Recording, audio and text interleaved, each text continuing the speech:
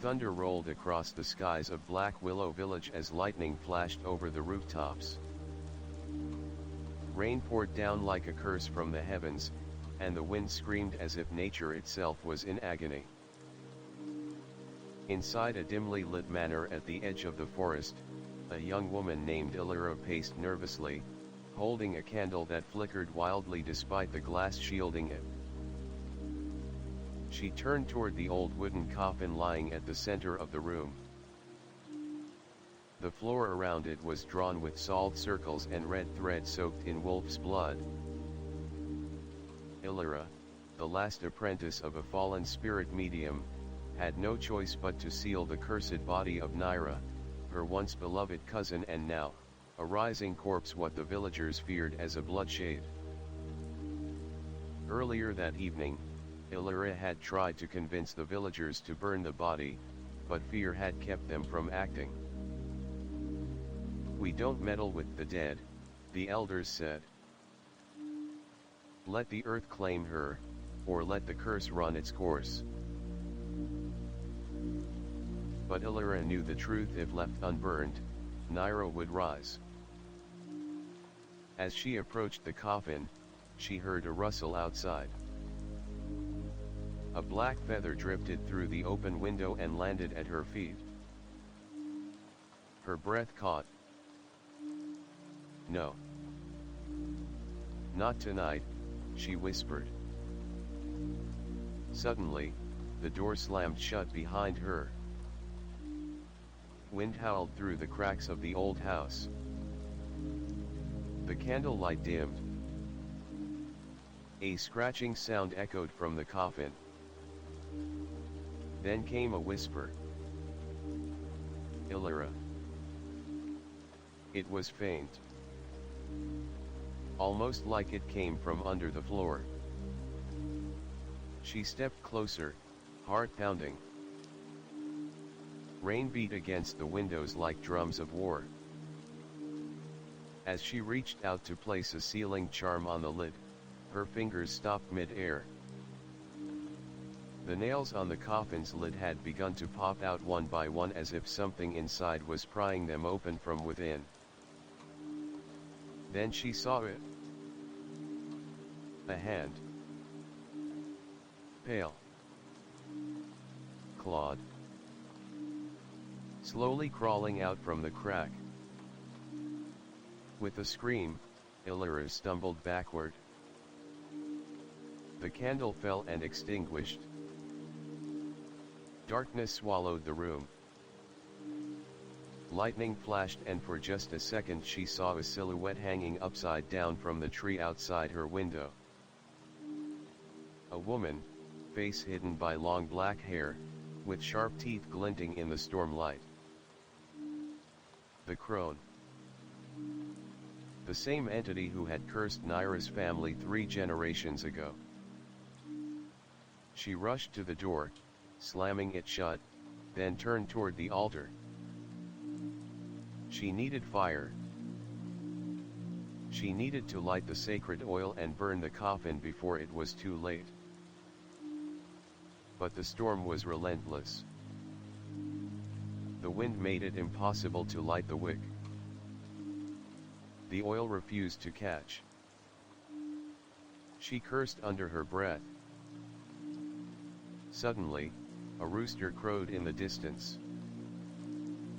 The hand from the coffin froze. The room trembled. Illyra gasped, realizing something: it was done. The bloodshade couldn't rise with the coming light. It feared the sun. But it wasn't dawn. She looked out the window. Still night. Still dark. Still raining. Then how? Illyra.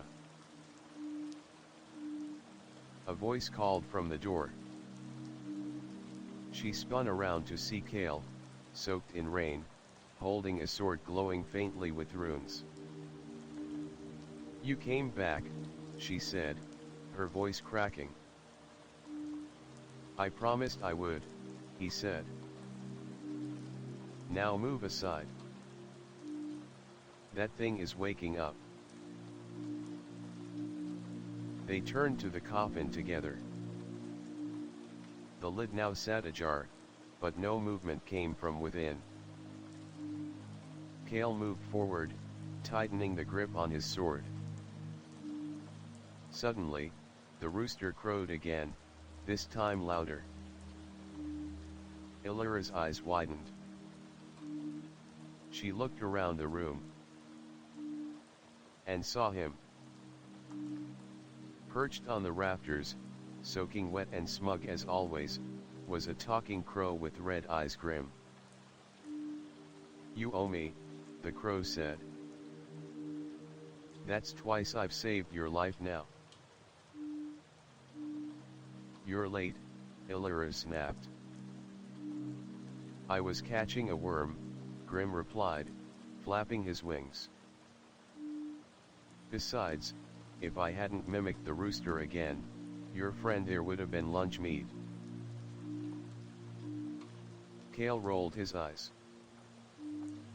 Still as annoying as ever, Grim. But Illyra wasn't listening anymore. She stepped toward the coffin, slowly, cautiously. Inside, she saw the face of Naira still, eyes shut, no longer twitching. Was it over? Seal it now, Grim urged. Illyra nodded, lifting the final charm and pressing it against the coffin. A burst of red light flashed as the seal locked in place. The house trembled one last time, then went quiet. The wind died. The rain lessened. And for a moment, there was peace. But Illyra knew this was only the beginning. Somewhere in the dark, the crone had begun her next move. The morning light never came. Though Grim had mimicked the rooster's crow twice, fooling the dark spirit momentarily, the illusion could only last so long. The wind outside still shrieked like a wounded beast. Thunder still rolled. The candlelight still refused to spark. Nature itself had been twisted, time manipulated. Cale, blade still drawn, stood over the sealed coffin. Illyra watched him, heart pounding, fingers trembling slightly. Did you see the crone? She asked. Cale nodded slowly. Upside down, hanging from the tree. Just like in the old legends. Grim hopped to Illyra's shoulder and muttered, the old hag's power has grown. That storm isn't natural. It's her doing. Then, suddenly, thud. From inside the coffin. Thud. Thud. Like fists pounding.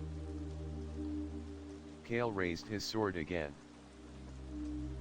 The seal. It's holding, right? Illyra nodded, but her eyes were on the crimson thread. It was glowing. And twitching. Another thud. This time, one of the coffin's iron nails shot out and embedded in the ceiling with unnatural force. Then, silence. Illyra slowly approached. The seal's magic was still active, but there was something else. She could feel it, like a pulse, like a breath. Naira. She whispered.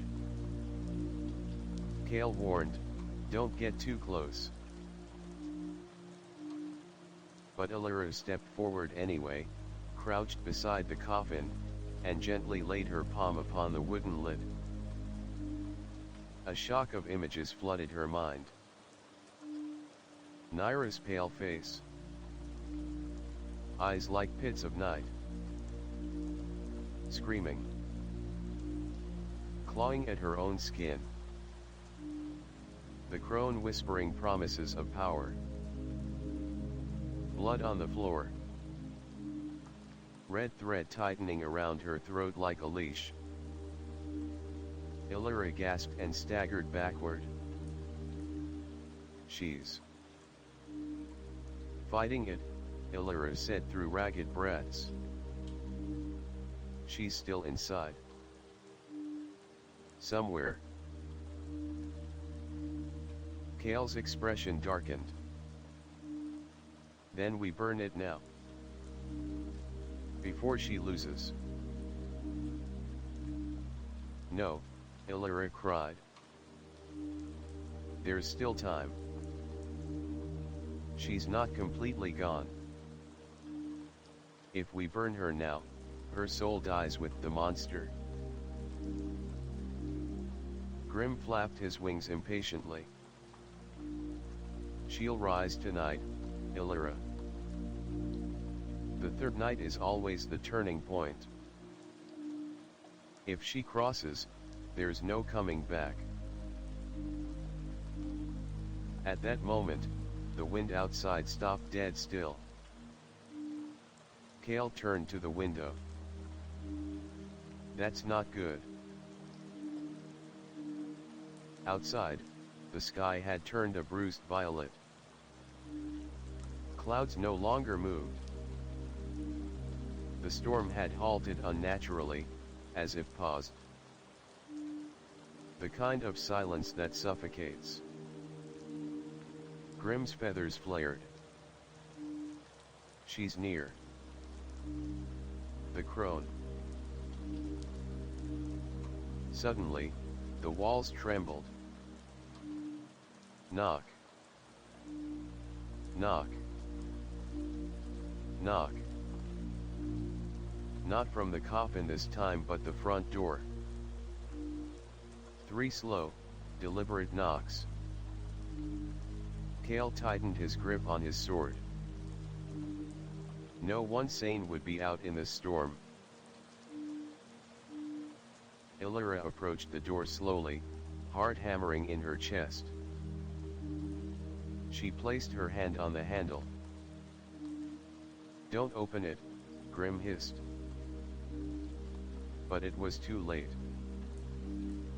The door creaked open.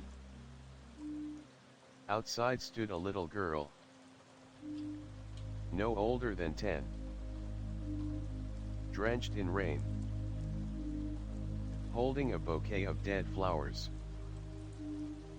Her eyes were pure black. "Is Nyra home?" she asked sweetly. Illyra felt her breath catch. "Who are you?" "I'm her sister," the girl said, smiling too wide. "She invited me for dinner." Kale stepped forward. "We're not playing games, Spirit." But the girl's smile only widened. Then her eyes rolled back into her head and her mouth opened far too wide, stretching into darkness. "Let me in. Let me in.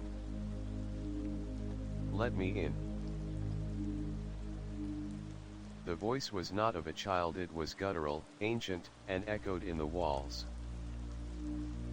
Kale slammed the door shut just as a black tendril burst forward, slamming into the wooden frame like a spear. He sliced through it with a single swing, and the tendril screeched, retracting into the storm. "She's using vessels now," Grim muttered. "She's bleeding into the world."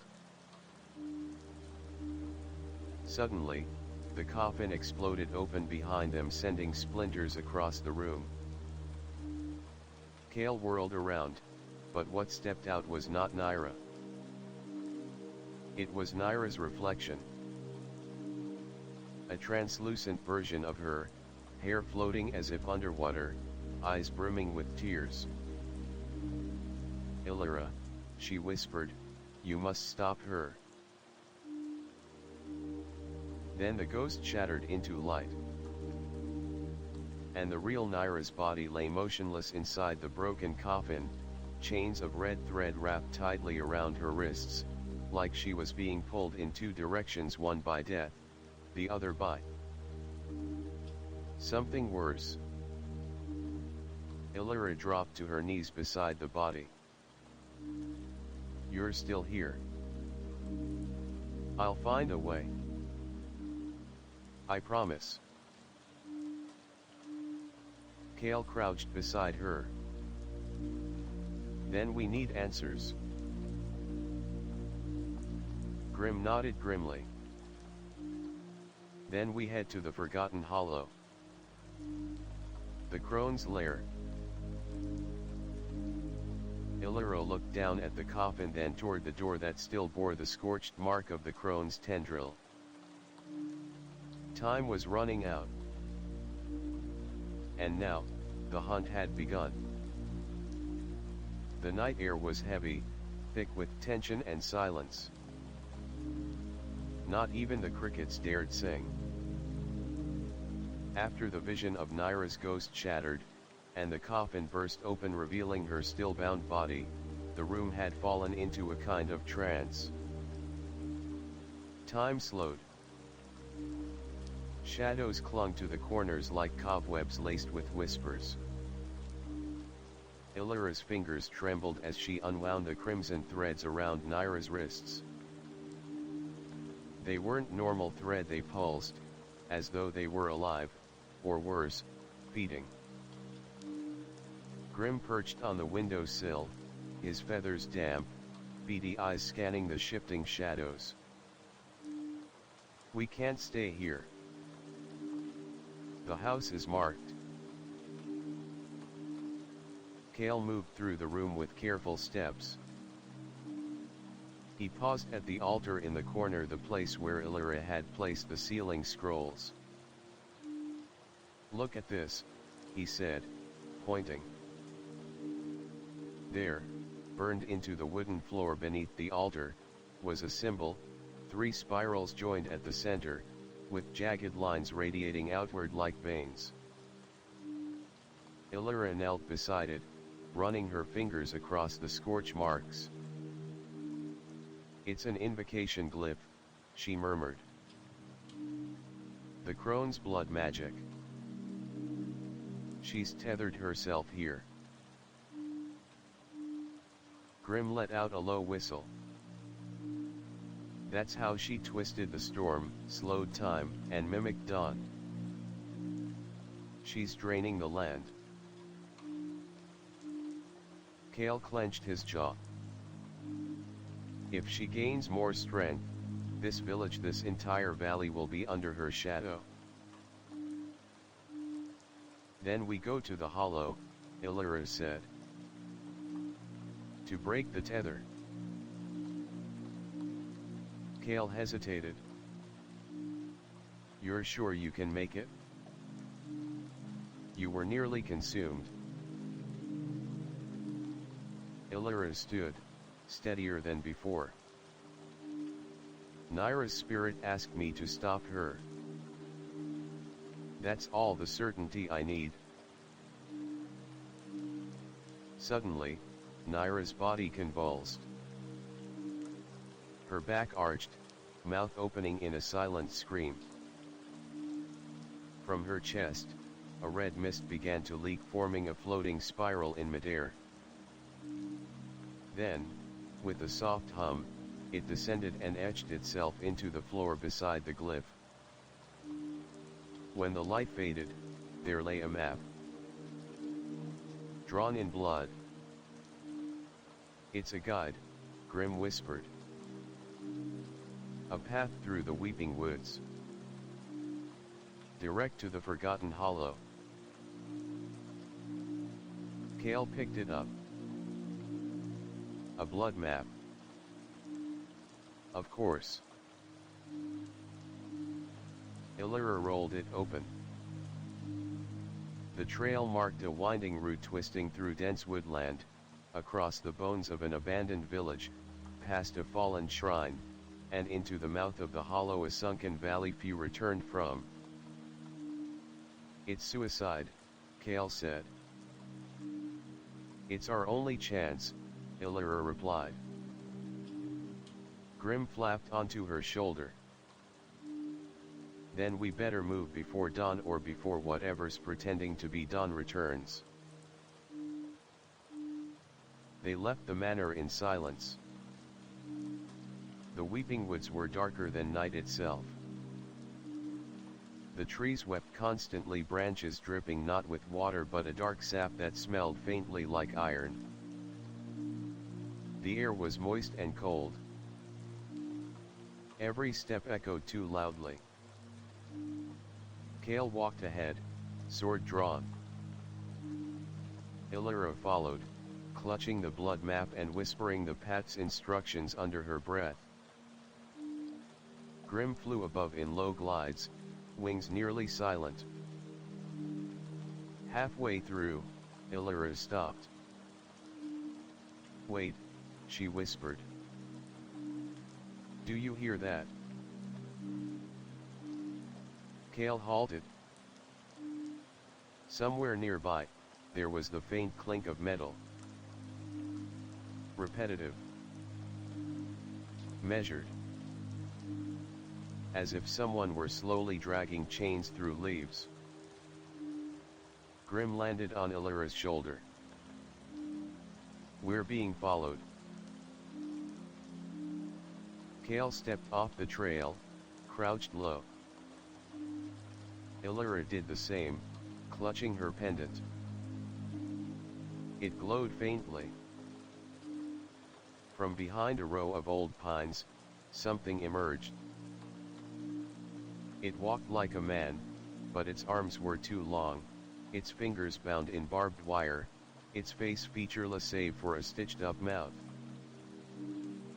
Across its chest, 3 nails pierced through a rune-covered tablet of bone.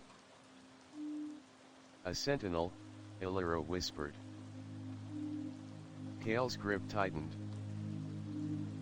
"The crone's watchers." It turned its head slowly toward them, then let out a sound, not a scream, but a metallic screech like a saw dragged across stone. Then it charged. Kale met it with blade drawn. Steel met bone. Sparks flew. The creature hissed, lashing its spiked arms, narrowly missing Illyra. She ducked and threw a charm, a light ward that exploded in a burst of blinding white. The sentinel reeled, shrieking. Grim dove, clawing at its eyes, then yelped and shot back, feathers burned.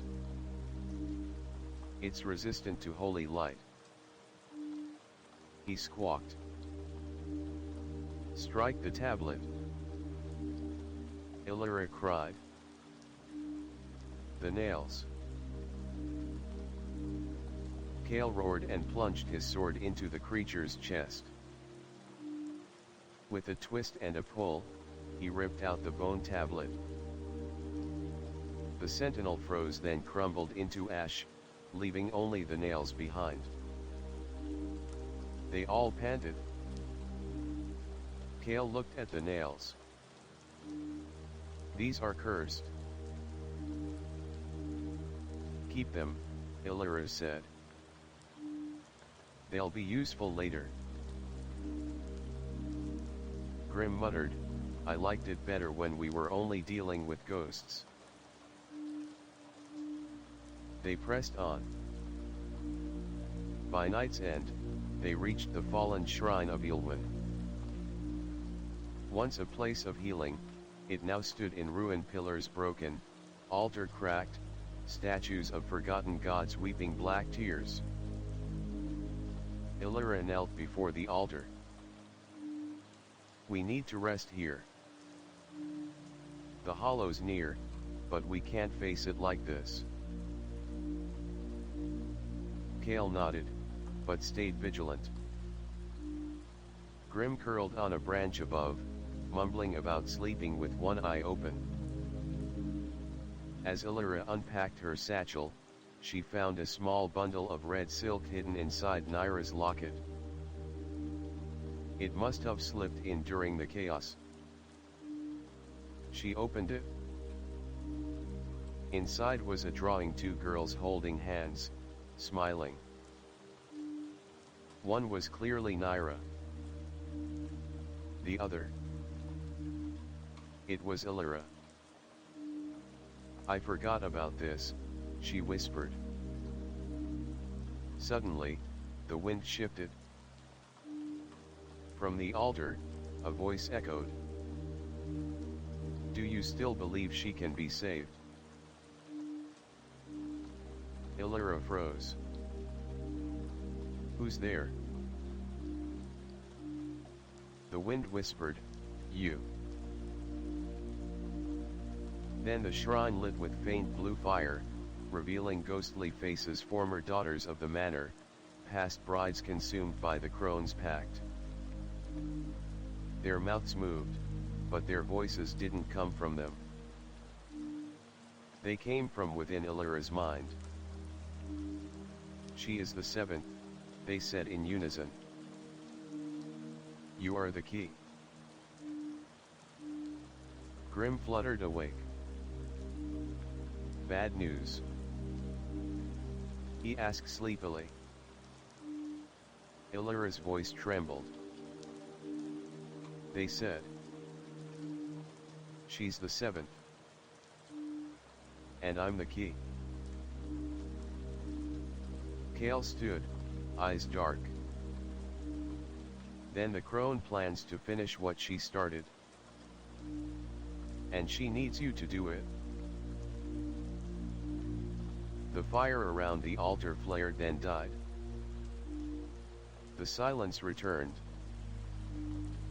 And the hollow waited.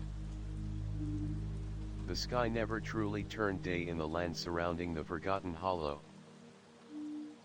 Even as dawn should have painted the clouds in soft gold, the only color above was a roiling iron gray. The wind had ceased. The forest behind them had gone still, as if nature itself refused to follow them any further. Illyra, Kale, and Grim stood before the entrance to the hollow, a great chasm in the earth, jagged and blackened, with carved stones surrounding it like teeth. Whispers seemed to rise from the pit, not from voices, but from thoughts, foreign thoughts, clawing at the edges of their minds. This place was never meant for the living, Kale muttered, fingers tight around his blade. Illyra swallowed hard. But it's the only place left to go. Without another word, they descended. The stone stairway wound downwards, deeper and deeper than seemed possible. Every step echoed with a wet slap, as though water coated the stone, but it was not water. It was blood dew. A fine, red mist that hung in the air and coated the ground in a slippery film. Grim clung to Illyra's shoulder. Don't breathe too deeply. This mist, it's made of memory. Kale raised an eyebrow. Memory. Grim nodded solemnly. The crone feeds on regret. This hollow. It drinks your guilt. They continued down. And then the whispers began. They didn't speak in any language. Rather, they played moments, recollections from their past, twisted and looped. For Illyra, it was Nyra's face. Smiling. crying, screaming. Then the image of herself turning away at the crucial moment, leaving Naira alone that night. "You left me," a voice rasped. Illyra froze. Kale touched her shoulder. "It's not real. Keep going." But it felt real. The pain. The shame. It was all resurfacing. And it hurt. Suddenly, the corridor split 3 ways. On the wall, an inscription carved in bone. 3 paths. 1 salvation. 2 damnation.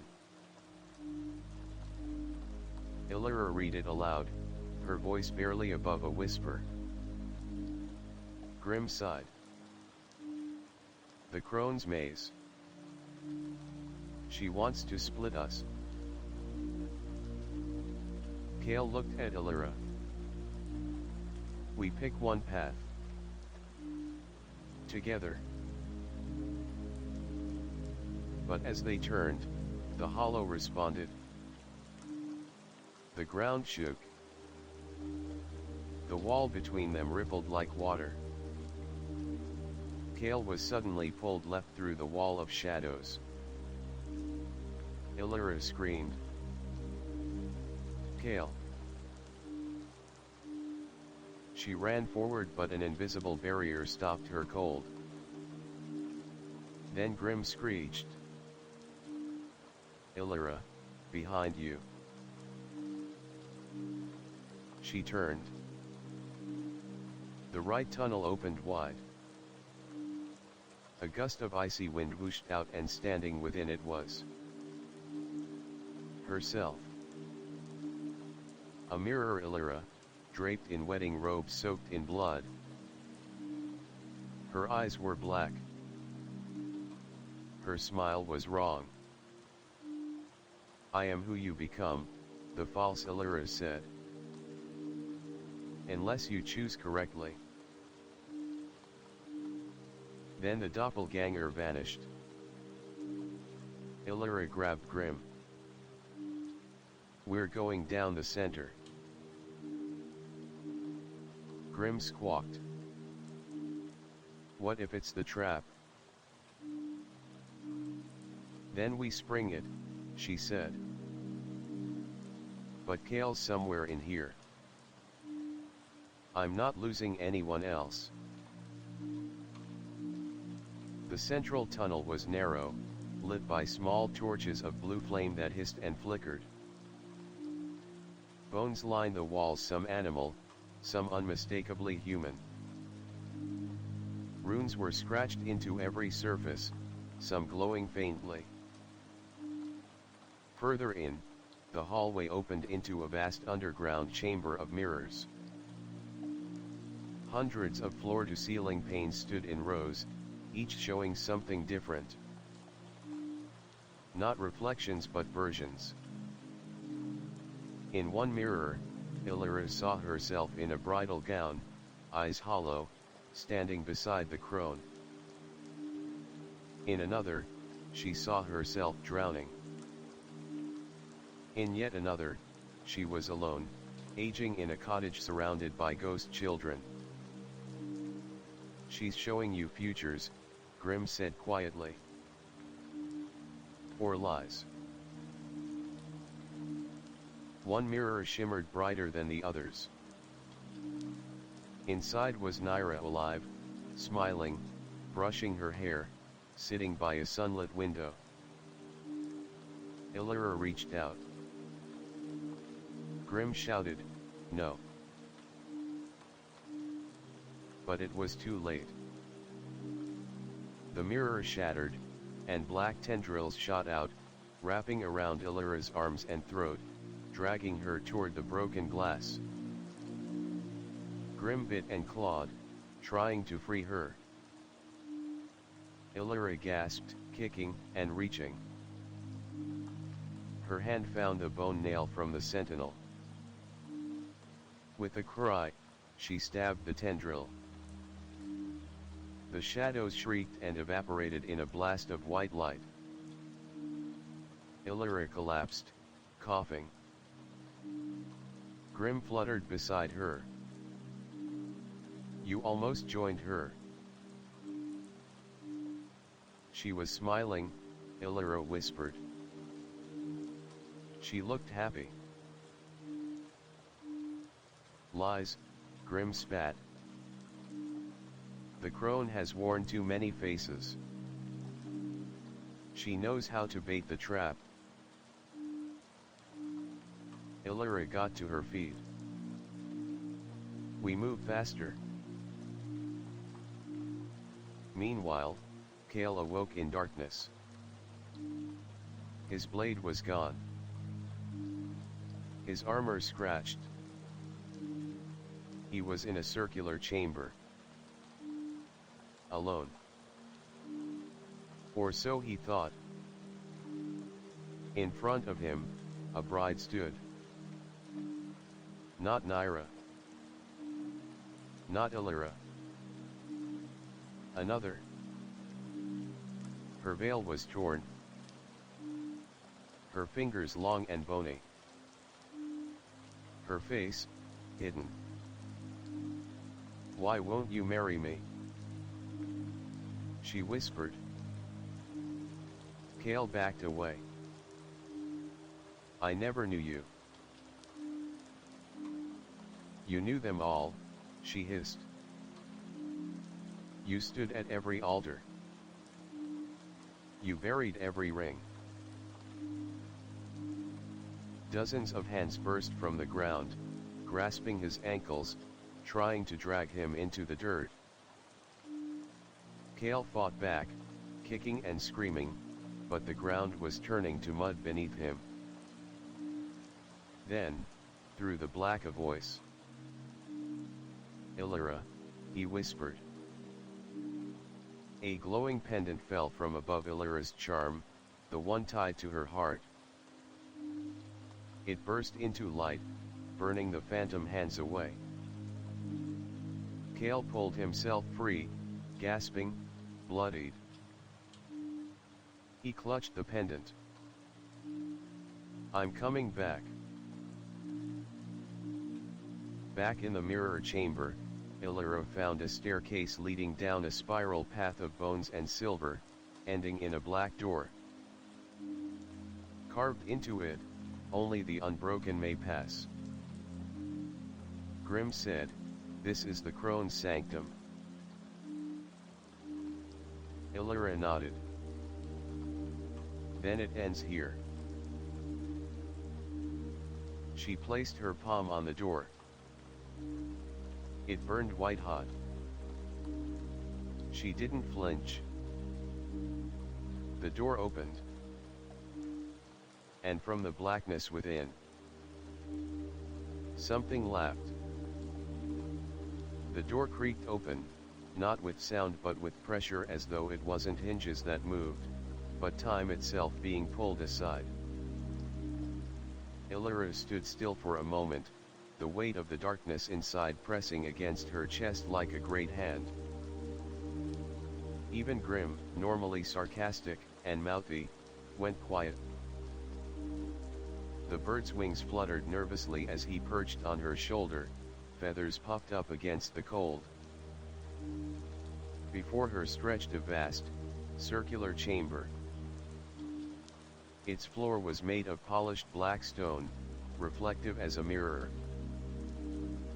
On every side were statues, brides in various stages of transformation, some weeping, some screaming, some kneeling. Each wore a veil soaked in blood. And at the center of the room stood a throne made of bones. Upon it, draped in silken robes the color of dried blood, sat the crone. But not the monstrous hag they had seen before. Now, she looked regal, beautiful, even. Youthful skin, golden hair cascading over her shoulders, a faint smile curving her lips. But her eyes, those coal pit eyes, remained unchanged. "Welcome, daughter of Thread," she said softly, her voice echoing unnaturally in the chamber. "You've come far. Lost much. Still holding on." Illyra stepped forward, clutching the pendant Kale had given her. "I came to take Naira back." The crone tilted her head. "She never left me." Grim hissed, "Don't listen to her." "Silence, familiar," the crone said with a flick of her finger, and Grim froze, mid-breath, mid-wing beat. Suspended in the air like a puppet on invisible strings. Illyra gasped and reached for him, but her arms grew heavy. The crone rose from her throne. "I did not take her," she said, voice now layered with many tones. "She came willingly. You saw the signs. The hunger. The bloodlust. The reflection that screamed louder than her voice." "No," Illyra whispered. "She was cursed by you. She was broken long before I whispered to her," the crone replied. "You broke her. You abandoned her in the moment she needed you most. Her tears fed me. Her silence summoned me." Illyra's throat tightened. Somewhere deep down, she knew. There was truth. Naira had reached out months before her death. Letters unanswered. Apologies never spoken. And now here they were. "You lied to her," Illyra spat. "Manipulated her pain." "I merely offered meaning to it," the crone smiled. Suddenly, the black stone beneath Illyra's feet rippled. From the floor, a sarcophagus rose, its surface covered in red thread, seals made of bone, glowing softly. Inside, behind translucent crystal, lay Naira. Still. Eyes closed. Pale. "She lies at the edge of becoming," the crone said. "Not quite dead. Not quite mine. One thread left. Held by you. Then I'll pull her back," Illyra said, stepping forward. "But will she want to return?" the crone whispered. The air shifted. Suddenly, a wall behind the throne cracked open, and from the shadows stepped Kale, bloody, bruised, but standing tall. His sword was drawn, its blade glowing with runes. In his other hand, he held the 3 bone nails from the sentinel. "Illyra!" he shouted. She turned, a rush of relief washing over her. "You made it?" Kale didn't answer right away. His eyes were fixed on the sarcophagus. "Is that her?" Illyra nodded. "But she's not lost yet." The crone let out a laugh, not cruel but tired. "You two truly believe love is stronger than fate." Yes, Illyra said. Stronger than you. The crone's form began to crack. Her perfect skin broke apart like porcelain, revealing the true face beneath, wrinkled, rotted, flesh barely holding together. Her eyes burned with darkness as the chamber shifted, walls twisting, floor rising. The throne shattered. The bride's statues screamed, all in unison. And the sarcophagus opened. Nyra's body rose from within, eyes still closed. Illyra, a voice echoed. But it didn't come from her mouth, it came from the thread that still connected her to Illyra's soul. You must choose, the crone growled. Take her place. Or destroy what remains. Kale lunged forward, slamming one of the bone nails into the floor. A barrier of light erupted, slicing through the chamber, pushing the crone back. She shrieked. Illyra now. Kale cried. Illyra stepped to the sarcophagus, reached out, and placed her hand on Nyra's chest. Come back, she whispered. Please. Nyra's eyes fluttered. But something pulled back a shadow from within her chest, taking form behind them. It was Nyra's other self, the one formed in the mirror chamber. The Bloodshade. Her skin was cracked, her mouth dripping blood, eyes glowing red.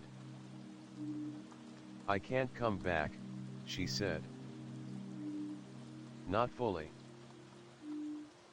But I can still help. And with that, the ghostly Nyra threw herself into the crone. The two collided, screaming in agony as their forms entangled, light and darkness wrestling in midair. The entire chamber began to collapse. Illyra. Run. Kale shouted. But Illyra stayed frozen, staring at the chaos, until Grim finally freed, swooped in and bit her ear. Move. They ran. As the chamber fell apart, Illyra looked back one last time. The crone's scream turned to laughter. The shadow Nyra faded in a burst of crimson light. The hollow closed behind them. They emerged from the chasm as dawn finally broke, for real sunlight touching the trees for the first time in days. Kale dropped to his knees, exhausted. Illyra stood silently, staring at the sky. She's gone, she whispered. Grim landed beside them. She saved you. Both of you. Illyra nodded. And I won't forget. That night, back at the manor, Illyra lit a single candle and placed it on the windowsill. A tribute to the seventh bride, to her cousin, to the girl who didn't ask for the darkness but walked into it to protect those who still had light. It had been 3 days since Illyra and Kale returned from the Forgotten Hollow. 3 days of silence, of uneasy peace, of villagers lighting incense and whispering prayers. The storm had passed. The sun rose properly now. The trees stopped bleeding. And yet, no one in Black Willow Village celebrated. Because something still felt wrong. Kale spent most of his time guarding the manor's entrance. Sword in hand, eyes sharp, he no longer trusted the calm. Grim, though free again, remained tense. His feathers duller, his voice lower. The hollow had changed him too. Illyra, meanwhile, hadn't spoken much. She stayed inside the West Wing Nyra's old room. She rarely left, and when she did, she walked like a shadow present, but detached. She said little. But worse so did Nyra. Because Nyra had returned. At least. Something that looked like her. It happened the night after the hollow collapsed. Illyra had lit a candle in the room where the blood threads once danced. And then without sound or warning Nyra appeared in the doorway. Dressed in white. Barefoot. No wounds. No pulse. Her eyes were open, but distant as though the soul behind them was watching from another world. Illyra, she said in a soft voice. And Illyra, stunned, had run to her, weeping. But Kale. He didn't believe it. Now, Nyra sat by the garden well every day, staring into the water. She didn't speak unless spoken to. She didn't eat. She didn't sleep. She never blinked too long. The servants kept their distance. Rumors spread. She's not right, they whispered. She doesn't cast a reflection, said another. I heard she spoke to someone inside the mirror. She walks at midnight. Alone. Kale confronted Illyra. She's not the same, he said. You know it? Illyra stared into the fireplace. She's been through too much. That's all. Kale shook his head. No. I saw what happened. That thing in the sarcophagus, it wasn't just her. Something else went in. Grim landed beside them, wings dragging slightly. She smells hollow. Like old parchment. Like something pretending to breathe. Illyra's voice was low. She's my cousin. She was, Grim corrected gently. But are you sure what came back is still her? Illyra stood. If there's a chance it is. Then I owe her everything. Kale didn't argue further. But he never put down his sword. That night, Grim perched on the roof, watching Nyra through the high window of her room. She sat at the vanity, brushing her hair. Over and over and over. The same movement. The same rhythm. Grim narrowed his eyes. She wasn't brushing. The comb never touched her hair. It passed through it. And her reflection in the mirror. It was smiling even though her real face wasn't. Grim flapped away. The next morning, Illyra was awakened by a knock on her door. One of the servants, face pale, voice trembling. Mistress, something's wrong in the garden." Illyra followed. By the well where Naira usually sat, the grass had died. The flowers nearby turned black. And in the soil, etched in spirals, was a familiar rune. The crone's mark. Illyra fell to her knees. "No." Then a voice behind her. "Looking for me?" She turned and Naira stood there. Her face serene. Calm. Eyes glowing faintly in the daylight.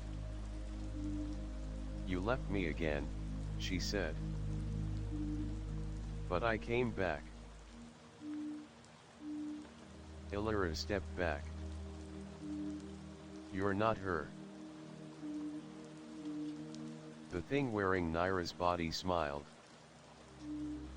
"I'm what's left. And I'm not alone." Suddenly, the earth around the well cracked and hands burst from the soil. One by one, the other brides of the manor began to rise. Their veils stained. Their mouths sewn. Their eyes empty. Kale came running from the other side of the manor. "Illyra." He saw the scene, Illyra backing away from Naira, surrounded by risen brides. He didn't hesitate. He threw a sealing charm into the air. It ignited in bright silver light, searing the closest brides and forcing them back. Grim swooped down. "She's a vessel now." The crone's essence didn't die in the hollow, it survived inside her. Kale pulled Illyra behind him. "We end it now. No more chances." But Illyra stepped forward. "Wait. There's still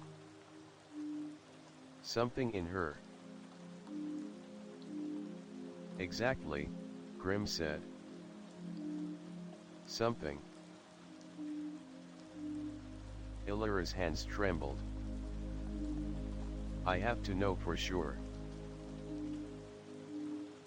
And then Naira spoke again. "I remember the night we danced in the rain. I remember the stories you made up when I had nightmares. I remember the ribbon you gave me before my first festival." Illyra's eyes welled. Naira's voice lowered. "But I also remember the way you looked away when I needed you most. I remember crying alone. I remember dying." Silence. Then she smiled. "Shall we finish what we started?" And she lunged. The battle was fierce. The brides shrieked, some clawing at the manor walls. Kale slashed through them, each swing burning with warded runes. Grim flew overhead, dropping sigils and flash bursts of purification. Illyra faced Naira alone. They clashed, flesh against wool, memory against nightmare. Naira grinned. "You can't kill me. I'm part of you." Illyra whispered, "I know." Then she pulled out the last bone nail, the one Kale had held back. She pressed it to her own chest and whispered, "Come home." Light burst from the nail. A tether of thread extended from Illyra's heart to Naira's. The crone screamed, her voice rising from within Naira's throat. "No. I am eternal." But Illyra didn't let go. And for one brief moment Naira's real face returned. She looked at Illyra, tears in her eyes. "Thank you." Then the thread burned away, and her body collapsed. The brides fell silent. The soil closed. The runes vanished. The sun rose. That evening, Illyra buried her cousin under the white magnolia tree, their childhood tree. Kale stood beside her. Grim too. "She's at peace now," Illyra said. Kale nodded. "But something tells me..." Grim began. Illyra finished for him. The crone wasn't the only thing buried in that hollow. The village was quiet now, but the peace was fragile like a glass vase balanced on a razor's edge. Illyra felt the weight of the past pressing down heavier than ever. The battles fought, the souls lost, and the darkness barely kept at bay all whispered through the cold night air. Days after Naira's burial, Illyra found herself drawn to an old chest hidden in the manor's deepest cellar, a chest she had never dared open before. It was carved from blackened oak, bound in iron, and sealed tight with intricate runes. She knelt beside it, fingers tracing the faded symbols. Grim fluttered down beside her, voice low and wary. "This chest belonged to your great-grandmother, Malus. The last Lin knew, the spirit seer who first cursed the family and the village." Illyra's breath hitched. "Why now? Why after everything?" Grim's eyes gleamed in the flickering lantern light. "Because the bloodline is waking. And so is the curse." With a deep breath, Illyra whispered the incantation etched on the chest's lock. The iron bindings fell away like ash. Inside lay a bundle of yellowed parchment, sealed vials filled with dark liquid, and a delicate necklace, its pendant shaped like a blooming lotus surrounded by thorned vines. Illyra carefully unfolded the oldest parchment. It was a letter written in the flowing script of an ancient language. She traced the words, translating silently. Asterisk to those who bear the blood. The curse is your gift and your burden. The power to see beyond the veil. To touch life and death. But also the shadow that walks behind. Within you lies the key to break the cycle. Or to become the darkness itself. Asterisk. Her heart pounded. "Kale," she called softly.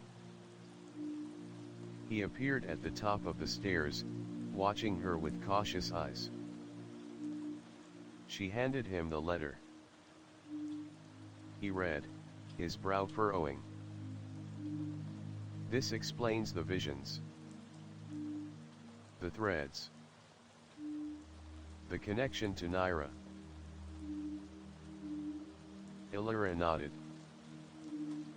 "Malus's bloodline is more than just spirit seers. They were guardians, bound to protect or doom the village. Grim flapped restlessly. And you? Illyria swallowed. I'm her last hope. And maybe her final failure. Suddenly, the room grew cold. The lantern flickered violently. A whisper slithered from the shadows. Not all secrets wish to be uncovered. Illyria spun around. From the darkness stepped a figure cloaked in midnight silk, an old woman with eyes like burning coals. Who? Illyria stammered. The woman smiled cruelly. I am Selira, the last disciple of the crone. The keeper of the curse. She extended a bony finger toward the chest. The bloodline stirs. And soon, the veil will lift. Then, the village will fall. Kale stepped forward, sword ready. Leave now, witch. Selira laughed, a sound like dry leaves. You cannot run from fate, boy. Nor from the past your bloodline carries. She vanished into the shadows, leaving behind a single black rose on the floor. Illyria picked it up, heart racing. This is far from over, she whispered. Kale nodded. And now, we have enemies we never knew. The next days saw strange events in the village: animals missing, crops withering, children crying out in their sleep. Illyria's dreams were haunted by images of burning flowers, twisting vines, and Nyra's face both innocent and monstrous. Determined to understand, Illyria sought the help of an ancient spirit hidden within the nearby Silverwood forest, a guardian bound by her great-grandmother.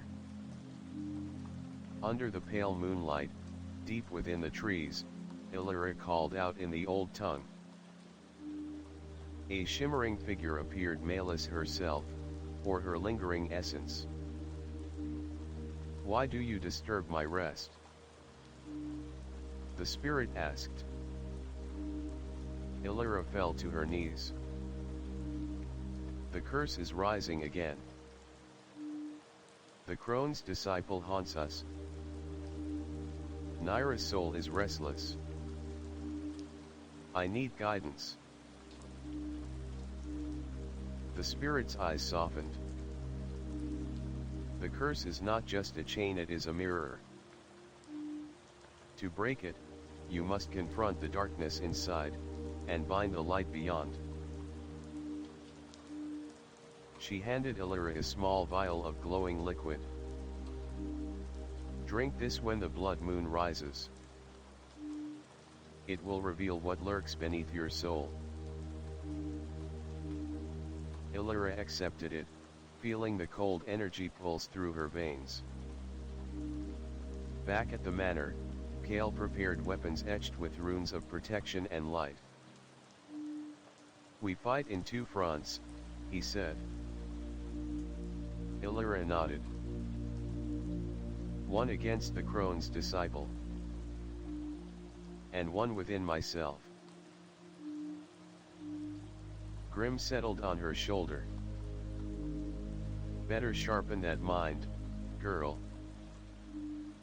Darkness inside is the deadliest kind. As the blood moon rose, Illyria stood alone in the ritual chamber, holding the vial. She drank. The world shifted. Visions flooded her mind, echoes of past brides, shadows of forgotten pain, a battle raging in her own heart between light and shadow. She screamed, falling to the floor. But from the darkness, a voice called. "Fight, Illyra. Fight for us all." The blood moon hung low and heavy over Black Willow Village, casting a crimson glow that turned every shadow into a looming menace. The air was thick with anticipation, and the villagers whispered prayers, some in hope, others in dread. Illyra stood alone in the heart of the manor's ritual chamber, the vial of glowing liquid still warm in her palm. She could feel the power simmering inside her, a mix of fear, hope, and an ancient calling. She took a deep breath, the liquid sliding down her throat like cold fire. Suddenly, the chamber dissolved. She found herself in a realm between worlds, a vast landscape of swirling mists and fragmented memories. Here, past and present collided, faces long gone appeared and vanished like ghosts. Before her, Naira emerged, her form shifting between the innocent cousin Illyra once knew and the haunting Bloodshade. "Illyra," Naira's voice echoed like wind through the trees, "you must understand. I am not just a victim. I am part of this curse, part of the darkness and the light." Illyra's heart ached. "How do I save you?" Naira smiled sadly. "You don't. You must save yourself." The mist thickened, and the crone appeared not as the regal figure but as a twisted silhouette, eyes burning with ancient malice. "Choose, child," the crone hissed. "Bind the curse to your soul and wield its power. Or destroy it and lose all you love." Illyra felt the pull, a temptation to embrace the darkness for strength, to rewrite fate on her terms. But Kale's voice called from the distance. "Remember who you are." A figure stepped through the mist. Kale, glowing with the runes of protection, sword raised high. Together, they faced the crone. The realm trembled as Illyra raised her hand, channeling the light from within and the blood magic that coursed through her veins. The battle was not of weapons but of wills. Memories of pain, love, betrayal, and hope surged like waves. Naira's form reached out, touching Illyra's soul, and whispered, "You are the last bride, Illyra. The light in the darkness." With a scream that shattered the mists, Illyra unleashed a burst of radiant energy that engulfed the crone, unraveling her curse and banishing the shadow to oblivion. The realm faded, and Illyra gasped, back in the ritual chamber, the blood moon now a pale silver in the sky. Kale rushed to her side, relief flooding his eyes. "You did it?"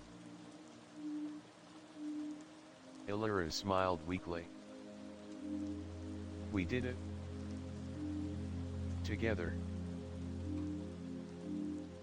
Outside, the villagers felt the shift, the heavy darkness lifted, and the dawn broke true. Naira's spirit, freed at last, appeared briefly by the window, smiling before dissolving into light. Illyra knew the battle was over, but the journey to heal the wounds both in the village and within herself had just begun. The village slowly returned to life, but the scars of the curse ran deeper than the eye could see. Illyra knew that banishing the crone was only the beginning. Her own bloodline held secrets dark, ancient, and dangerous. One evening, as the sun dipped below the horizon, Illyra stood in front of the old family altar.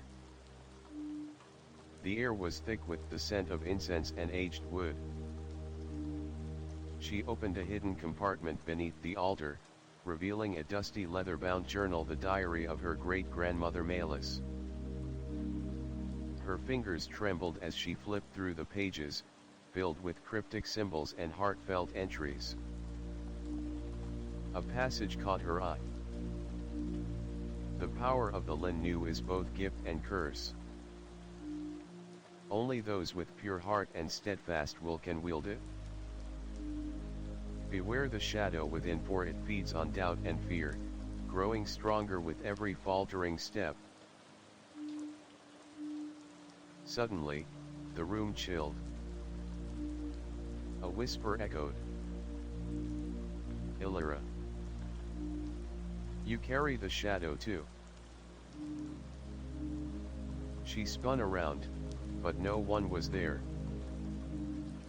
Kale appeared at her side. Did you feel that? She nodded. Melis warned me. But the shadow in me,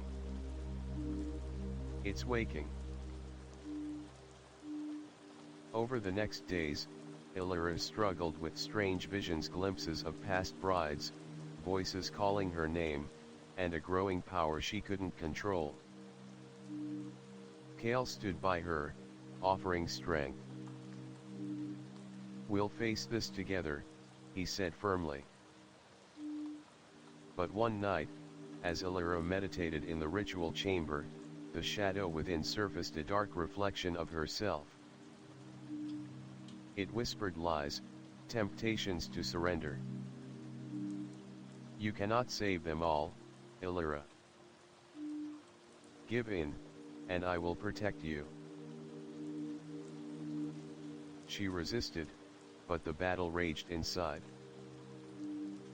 The next morning, an urgent message arrived: the village's sacred well was poisoned, crops withering again. Illyra and Kale knew their fight was far from over. The morning mist clung heavily to Black Willow Village, the pale light struggling to filter through the thick canopy overhead. Though the crone's physical presence had been banished, a lingering darkness still clung like a second skin to the land and its people. Crops withered at their roots, animals vanished without a trace, and the well that once quenched the village's thirst was tainted by an unseen poison. Illyra stood by the well, staring into the inky black water, her reflection fractured by trembling ripples. The scent of decay clung to the air, and the villagers' fearful whispers haunted her every step. She felt the weight of her ancestors' legacy pressing down on her, suffocating and unrelenting. Her hand clenched tightly around the journal of Melis, the last Lin-Nu, whose words now felt like warnings etched into her very soul. The shadow within her, once a vague flicker at the edge of consciousness, now grew stronger, a presence that fed on doubt, fear, and every faltering moment. The inner battle. Night fell like a shroud, and Illyra retreated to the manor's ritual chamber, a place of flickering candles and ancient runes that seemed to hum with unseen energy. She closed her eyes and began the meditation Melis had taught her, seeking the light buried deep within. But the darkness answered.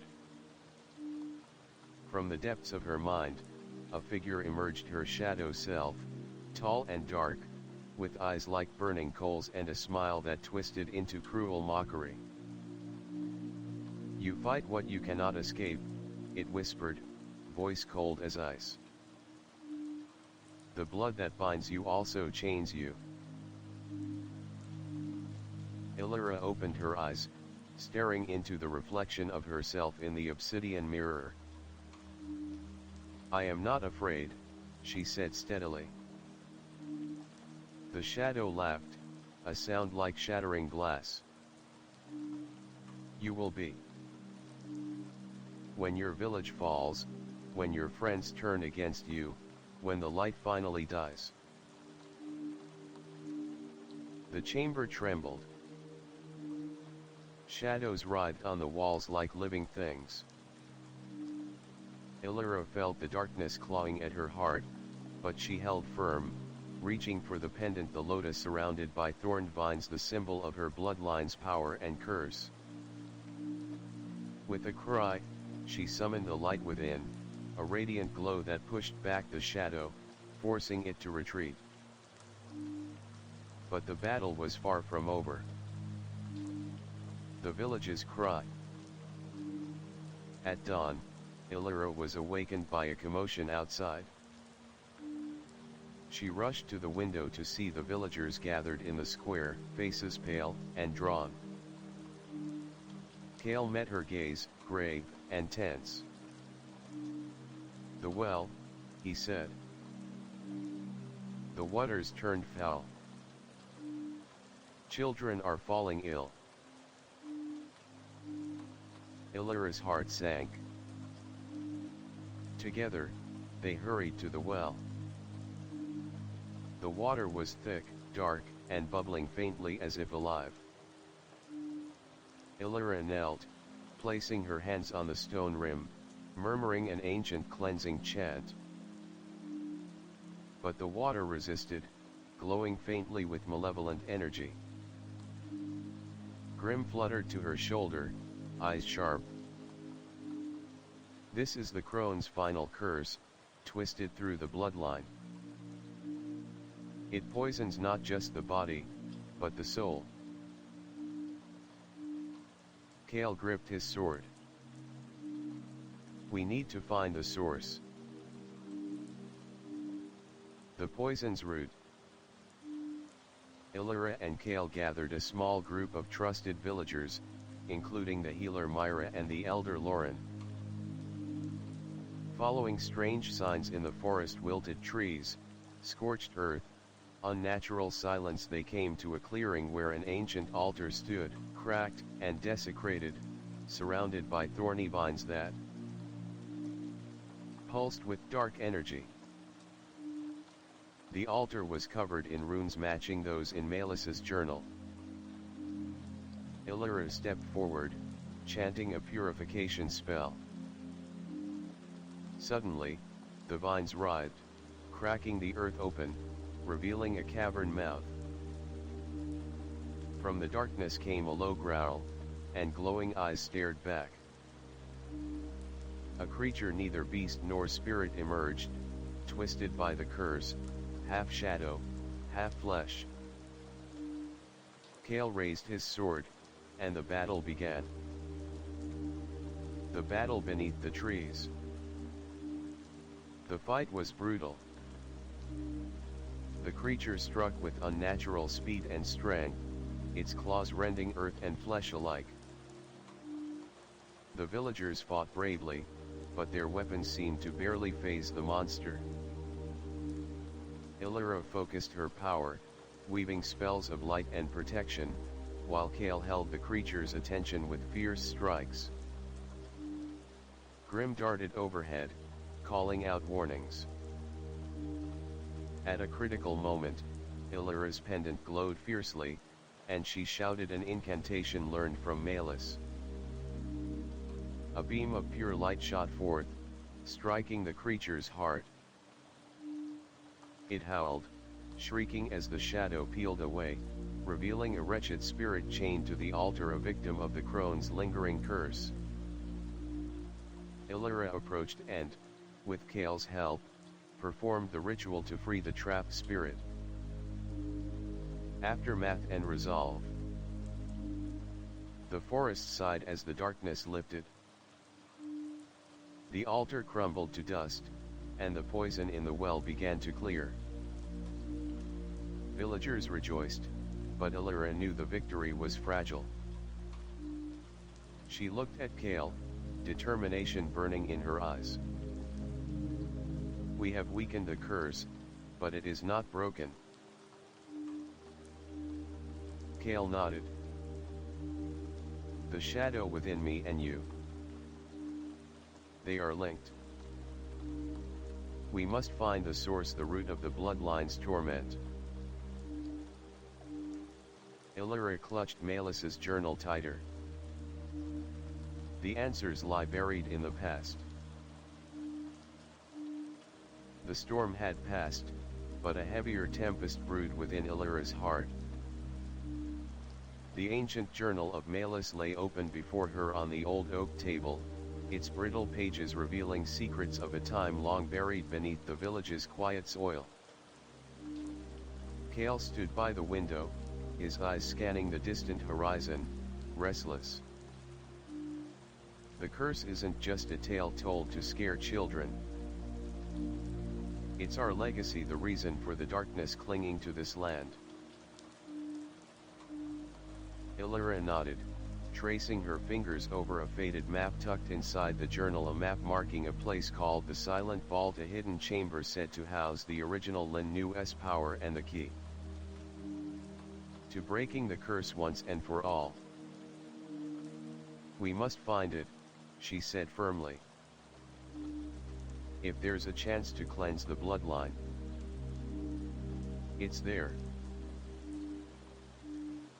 Journey to the Silent Vault. Gathering supplies and the few trusted allies left after the recent chaos, Illyra and Cale set out at dawn. Grim flew overhead, his sharp eyes alert to every shadow. The path led deep into the silverwood forest, twisting through ancient trees gnarled with age.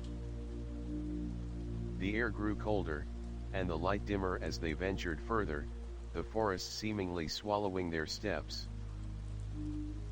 Along the way, Illyra's visions intensified, flashes of her ancestors' faces, cryptic warnings, and the persistent whisper of the shadow still lurking within her. At night, they camped beneath the towering trees. Around the fire, Myra, the healer, shared tales of the Lin Nu women gifted with the power to see between worlds, to bind spirits, but cursed to carry the darkness that came with such power. Cale's hand brushed Illyra's as they listened. We're not just fighting a curse, he murmured. We're fighting our fate. The Vault's Guardian. After days of travel, the group reached the mouth of a cavern, half hidden by vines and thick moss. The Silent Vault. The entrance was sealed with a massive stone door, inscribed with protective runes glowing faintly in the twilight. Illyra stepped forward, holding the pendant. This should open it. The pendant pulsed, light flowing through the runes. Slowly, the door ground open, revealing a spiraling staircase descending into darkness. But as they entered, a chilling presence greeted them. A figure emerged from the shadows, neither fully alive nor dead. A guardian spirit, bound to protect the vault. Its eyes were hollow voids, and its voice echoed like a mournful wind. To enter is to face your deepest fears, it intoned. Only those pure of heart may claim the power within. Trials of the Heart. One by one, Illyra and her companions faced visions conjured by the guardian, fears, regrets, and memories twisted into nightmares. Illyra confronted the shadow within, a dark reflection accusing her of betrayal, weakness, and doom. Cale saw the faces of those he failed to protect. Myra faced the loss of her family. Only by acknowledging their pain and embracing their strength did they progress. At the vault's deepest chamber, they found a pedestal holding an ancient relic, the heart of Melis, a crystal pulsating with light and shadow intertwined. Illyra reached out, feeling the power surge through her veins, cleansing and awakening. The Bloodline's revelation. With the relic in hand, a vision engulfed her mind. She saw the origins of the curse of betrayal centuries past, where Malus sacrificed herself to seal a darkness born from greed and envy. The bloodline was both guardian and prisoner, destined to protect the village yet bound by the shadow's chains. Illyra understood now. Breaking the curse meant embracing her full self, light and shadow alike. As the vision faded, she turned to Kale. It's time to end this. For good. The night sky hung heavy, the blood moon now a faint memory fading into dawn. Illyra stood at the threshold of the ancient ruins, the heart of Malus glowing faintly in her palm. The air around her shimmered, charged with the raw energy of light and shadow intertwined. Behind her, Kale tightened the straps on his armor, his eyes steady and resolute. Grim perched silently, sensing the moment's weight. "This is it," Kale said quietly. "The last stand." Illyra nodded, feeling the pulse of the relic sinking with her heartbeat. The village's fate and the fate of her bloodline rested on this moment. The final confrontation. As they entered the ruins, a cold wind swept through broken pillars and cracked stone floors. Shadows danced, coalescing into the form of the crone's true essence, a towering figure of darkness and flame, eyes burning like molten coals. "You dare challenge me again?" the crone hissed, voice echoing like thunder. Illyra stepped forward, the heart of Malus radiating pure light. "This ends tonight," she declared. "For Naira, for the village, and for every soul you've trapped."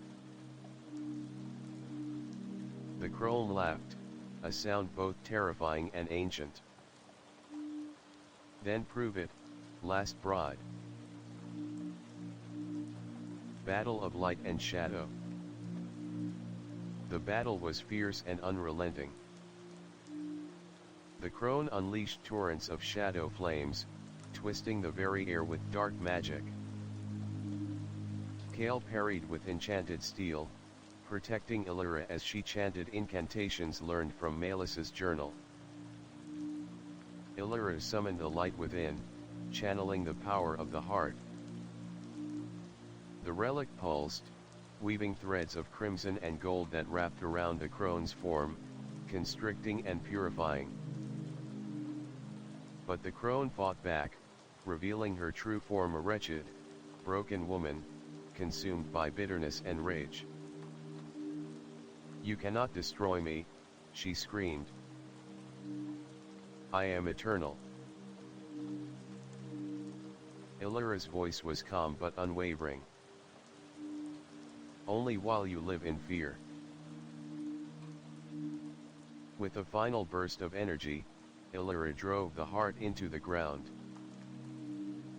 A shock wave of radiant light erupted, engulfing the chamber, tearing apart the shadows. The crone's screams faded into silence as her essence dissolved into countless motes of light, drifting away on the wind. The aftermath. As the light dimmed, Illyra and Kale stood amidst the ruins, exhausted but victorious. The village outside slowly brightened with the first true dawn in years. Illyra felt the shadow within her lifting, replaced by a newfound peace. Naira's spirit appeared before her, glowing softly. "Thank you," she whispered, "for saving me. And yourself." Illyra smiled through tears. "We are all bound by love and blood." A new beginning. Weeks later, Black Willow Village flourished again. The well ran clear, crops grew tall, and laughter returned to the streets. Illyra, now recognized as the guardian of the village and her bloodline, worked alongside Kale and the villagers to heal old wounds. The ancient journal of Malus was placed in a new shrine, a reminder of the past and a beacon for the future. And though the darkness was gone, Illyra knew vigilance was eternal. Because the true power of the last bride was not in magic or might, but in the courage to face the shadows both without and within. Title: The Last Bride, Shadows of the Bloodline. Description: In the haunted village of Black Willow, ancient curses and restless spirits weave a dark tapestry that binds the fate of a bloodline forever marked by tragedy and power. Illyra, the reluctant heir of the Linnu, must confront the sinister crone who has tormented her family for generations. As shadows rise and secrets unravel, Illyra faces a harrowing journey through spectral realms, inner demons, and forgotten legacies. With the help of Kale, her steadfast guardian, she battles to reclaim her cousin Nyra's lost soul, break the curse's grip, and restore light to a world teetering on the edge of darkness. The Last Bride, Shadows of the Bloodline is a gripping tale of love, sacrifice, and the unyielding strength found in confronting the shadows within and without.